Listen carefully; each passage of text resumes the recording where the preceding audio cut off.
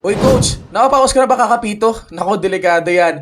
Pero itong hawak ko ngayon, nakinig mo, di ba? Sobrang ganda. Pipindot ka lang at hindi mo na kailangan pumito mula sa iyong bibig gamit itong ating whistle na to na sobrang laking tulong kung ikaw ay coach, trainer para sa mga players mo. As in, ganun lang talaga din naman eh. Katunog lang din siya nung pito. At ang maganda nito, meron siyang tatlong option or tatlong tunog na pwede mong gamitin. Siyempre, itong kaunahan, walang tunog yan. Siyempre, nakapatay. Ito yung pangalawa. Di ba? Parang ibon. Ito yung katunog na katunog ng pito natin. Then, ito yung last. Diba? Parang humuhuni. Pero actually, ang lagi kong ginagamit is yung pangatlo. Ano? Okay, ito yung lagi kong ginagamit kasi halos katunog na katunog niya yung pito. Okay?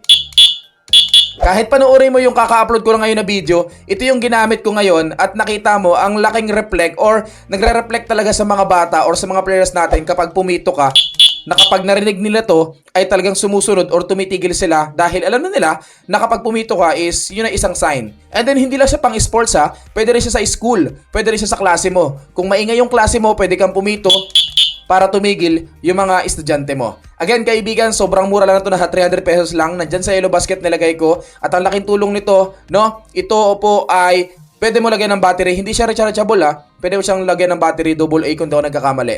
Pero kagandahan nito, ang tagal na nito at yung battery ay hindi ko pa napapalitan. Again kaibigan, ayaw mo nang mapaos, di ba? Dahil kakapito, okay? Ito yung kailangan mo. Pipindot ka lang.